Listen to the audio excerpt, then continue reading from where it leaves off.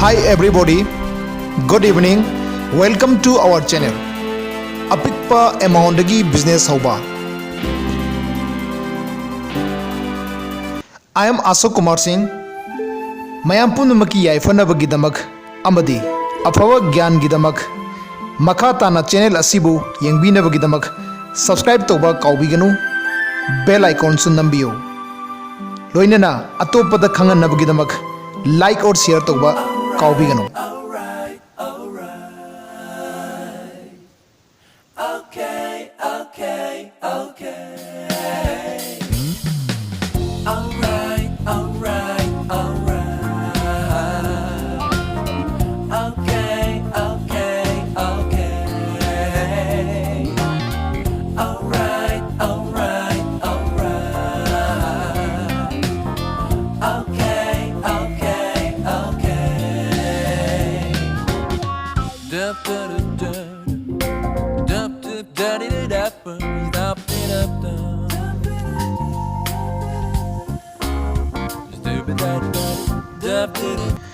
Friends, I houzik sanagaduriba final match ki ground da leijare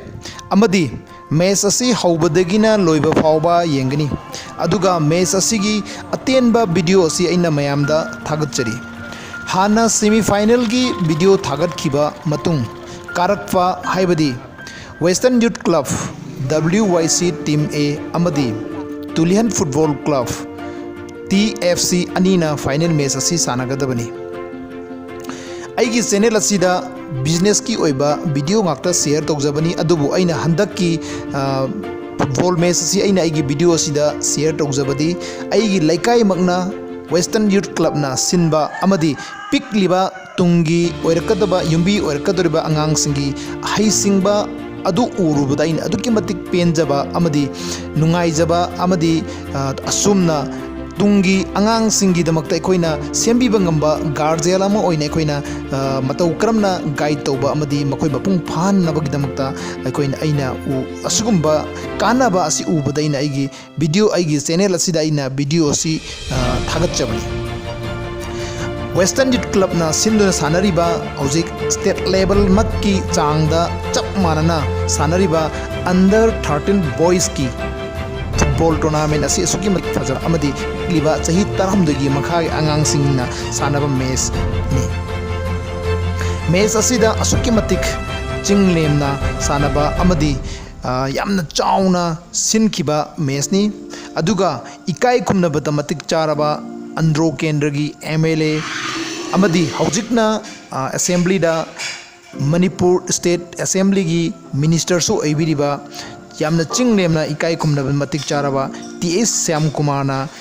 chief guest oibiraga match asi sinbi khibani amadi match asi haubadagina loiba fawba yamna nana sanaba match ni hojik aina match asi yengjariba mafam asidagi aina asengba paudam amadi aina video asi thagatchabani aduga match asida aikoina hojik uriba aikoigi pikliba angangsing makoina sanaba haunabagi damakta makoigi semba saba amadi makoigi match haunabagi damakta makoi punamaki hojik practice na tauba amadi practice na singba mapung phana masa masana chathanari amadi makoigi chanagadurba match atu mapung phan nabagi damakta sem saba practice kanna tawduna amana amabu hendnaba hojik kanna tawnari amadi makoigi team coach singna makoigi asoiba amadi makoigi mapung phana match asibu mai pak nabagi damakta guide amadi kaya tawnari match asida ubiriba akoigi light green da ubiriba akoigi oi tangbada leiriba practice tawbiriba sina Western Youth Club ki player singni aduga yet tangbada aikoigi black color da yet tangbada black color da uriba sina Tulihan TFC football club ki player singni ground asida mayambun mangna hen ubiriba duni ground asi asukki matik mina krik inana yengba akoigi ground ni aduga mafam asida phambam bawba leitadana adugi matik lepa aduga krik inana yamna ningba maya kanba amadi yamna fajaba match asigi damakta mini aduki matik krik inana yengliba mafamni ꯄꯤꯛꯂꯤꯕ ꯑꯩꯈꯣꯏꯒꯤ ꯈꯨꯡꯒꯪ ꯑꯃꯗꯤ ꯑꯩꯈꯣꯏꯒꯤ ꯄꯣꯏꯔꯣꯈꯣꯡꯖꯤꯟ western ꯌꯨꯠ ꯀ꯭ꯂꯕꯅ ꯁꯤꯟꯖꯕ ꯑꯗꯨꯒꯨꯝꯂꯕ ꯌꯥꯝꯅ ꯆꯤꯡꯂꯦꯝꯕ football ꯃꯦꯠꯆꯅꯤ ꯑꯗꯨꯒ ꯉꯁꯤꯅ ꯃꯔꯨꯑꯣꯏꯅ ꯐꯥꯏꯅꯦꯜ ꯃꯦꯠꯆ 2019ꯗ ꯁꯥꯟꯅꯕ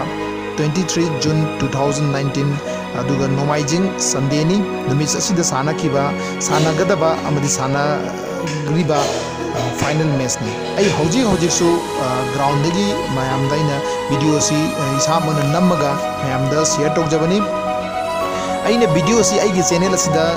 hakthengna thagapchaba gi maramdi aina pikli bangang singna kamaina tawraga makhoi success oiba haibase ekoina tasengna guardian singna larik tamba ga loina na makhoi ga chanaba haibadi any field da hojik sanaba akhoi khudamaina sportable oiro natraga akhoi mana pamjaba magi haithoi singde bai khoina karigumba uba taragadi adugumba khudamoina de sport oiro drama boiro isai boiro natraga comedy boiro mana pamja mana haiba mana hena chana jagadaba adu oiragadi maduda thada biraga kan honna biraga mapung pana success ohenba yai match asi hauji haukhre mayam pumnamuna match asi gi nungaiba lobiu aduga tasengna ground asi da laaga yengkiba akhoi